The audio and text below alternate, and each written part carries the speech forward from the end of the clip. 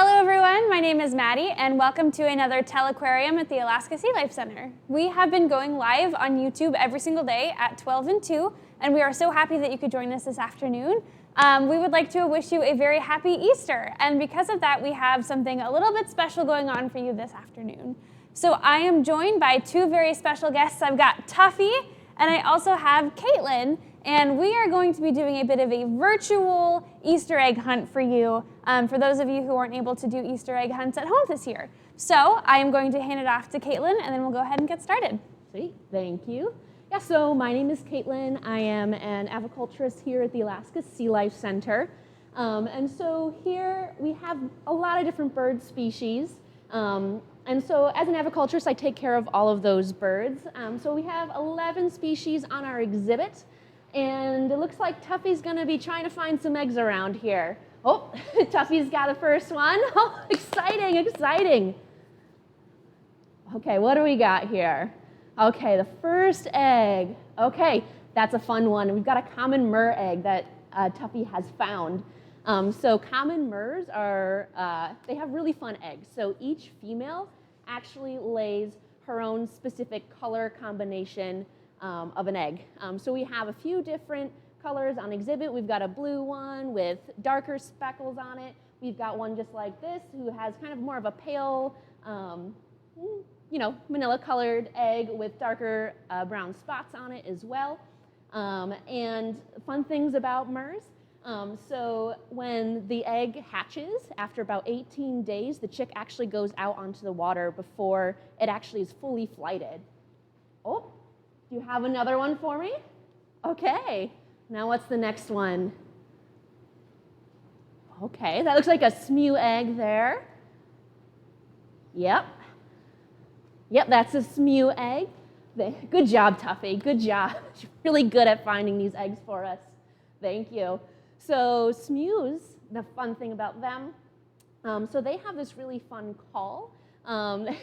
It kind of sounds, it's been described as a burping zipper of all things, and that's kind of their courtship call towards each other. They lay eggs in clutches, and it's usually about 6 to 8 eggs here. Our females are right around there, 6 to 8 eggs at a time. And our Miss Smoo likes a nest box that's right at the top of the aviary, and that's her favorite spot. Also, the male Smoo has this really cool mohawk that he puts up when he's looking for his ladies, and he's trying to attract the ladies. He does his burping zipper call, and then he puts up his mohawk, and that's kind of to attract the female out on exhibit. And we only have one pair of Smoos on exhibit right now, but they seem to be in love and having a great time. It is in kind of the middle of our courtship season right now. Tuffy's looking for some more eggs back there. Oh, we got another one. You're better than I am at finding these eggs. Now what's this one? Oh, that's a Pigeon Guillemot. That's a fun one. So Pigeon Guillemots, they belong to a group of birds called elsids. We have 5 different elsid species here, including the common myrrh, which was our first egg as well. Pigeon Guillemots, they lay 1 to 2 eggs generally on exhibit, and in the wild as well generally, whereas most of the rest of the elsid species lay only 1 egg per year. Pigeon Guillemots, they have a really fun call. It's the most musical, I'd say, of all of our bird species that we have out here. We do have 4 Pigeon Guillemots on exhibit, and I was looking for more. Let's see, I'm trying to think of any other fun facts about the Pigeon Guillemots. They do have a courtship behavior that's pretty much a long chase over the water. And I can hear our birds, our Pigeon Guillemots currently are actually calling to each other right now. Probably can't hear it quite on camera, but can hear it pretty good from where I'm at. Yeah. Oh, we got another one? Okay. Here we go. What's this one? That looks like a Harlequin Duck egg. Oh. So we're getting another duck egg here. So Harlequin Duck, they're our most, I'd say, patriotic looking bird that we have here. They're a little bit red, white, and blue. At least the male is. The female is more just a brown looking duck, which is kind of the case with most ducks. The female's brown, whereas the male looks more flashy to attract their mate. So our Harlequin Duck, she likes to nest at the top of our aviary, and she always needs, fun fact about her, is she always needs a specific little pine tree at the top of the aviary, and otherwise she will not nest up there in her nest box that we put up there. She also lays clutches of eggs, usually around, again, 6 to 8 is kind of our average for most of our duck species out on exhibit. And we do have one pair of Harlequin ducks on exhibit as well. And Tuffy's still looking around there. Yeah. Scratching the head. There's our birds. So our exhibit is really fun too. We have a really natural looking exhibit for our birds. It's designed to look like what a rookery would look like in the wild. And it really helps for our birds to breed and to lay all of these eggs if it's more natural. So we kind of pride ourselves in that. Oh, we have another egg here. Okay, let's see. Oh, that's a longtail, another duck egg. Great job, Tuffy. So longtails, they're a really fun bird species. They have a really fun call.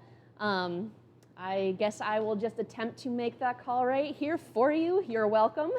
It's like and it sounds like that. You hear it really easily out on exhibit. It carries for a long distance over the tundra where they nest. A lot of our bird species do nest in the tundra in Alaska. Where they nest is really flat. And it's usually a lot of ponds and little brackish waters that they nest in. Longtails, so the longtails are named after their longtails, kind of self-explanatory there. We do have 4 longtails on our exhibit, or in our aviary. But right now, 2 of them are downstairs, and the females are upstairs right now. So they're just kind of in their separate little zones right now. And hopefully they'll go back out and exhibit soon and get their courtship on, I guess. Oh, looking for some more eggs.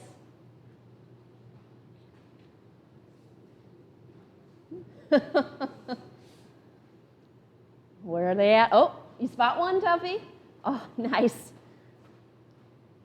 You're finding lots of eggs around here. We don't have any eggs on exhibit yet. No one's laid any eggs yet. Hopefully by the end of this month, we might have some early layers. So what do we have here, Tuffy? Next one. Oh, okay.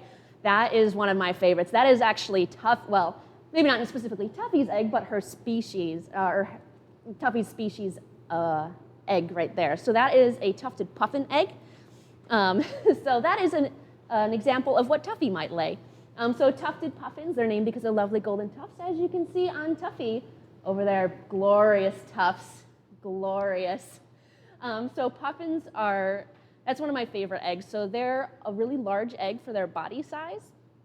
And that is basically the equivalent. If a human laid the equivalent sized egg as a tufted puffin to their body size, their egg would be 15 to 20 pounds. So it's a pretty large egg for that bird.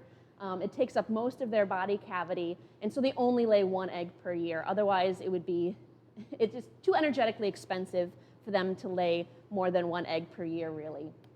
Their incubation period is about 40 to 42 days, and then that's when hopefully the baby puffling will hatch out. And puffling is the actual term that we use for a baby puffin. It's super adorable. They kind of look like a little baby dinosaur. They're just all fluff and all leg. Really adorable. Puffins are burrow nesters, so we actually, on exhibit, we've got little holes in the rockwork that lead through tunnels and back into a nest box. And that's where the puffins would lay their eggs. And then after about 40 to 42 days, that puffling would hatch out, and the adults would bill stack and bring back whole little bait fish for that baby bird. And it would take about a month and a half for that bird to fledge the nest box and come out onto our exhibit for everyone to see. Super adorable little birds. So, yeah. Caitlin, we have a fan request. Okay. If you could redo that long-tailed duck call, that would be amazing. I feel like I know who that is. Okay, I'll give it another go. It goes like, arr, arr, arr, just like that. Amazing. More or less. If you look it up online, it might be a little bit better. I don't know if you have any other questions. Then, yeah, I think that's about it. Let's turn it over to you then. Great, thank you so much, Caitlin. Yeah. I definitely learned a lot about all of the really amazing ducks and alcids that we have here. And we also got to see some really great examples of their eggs. And I also want to extend a huge thank you to Tuffy for all your hard work in finding those eggs for us. Thank you, round of applause, amazing. So good. So once again, we want to thank you for joining us at our 2 p.m. Telequarium here at the Alaska SeaLife Center. We do these every single day on YouTube at 12 and 2 p.m. and we are so glad that you could join us today, especially on Easter. We hope you had fun with us because this was really special for us to put on for you. So thank you so much for joining us and we hope to see you again tomorrow.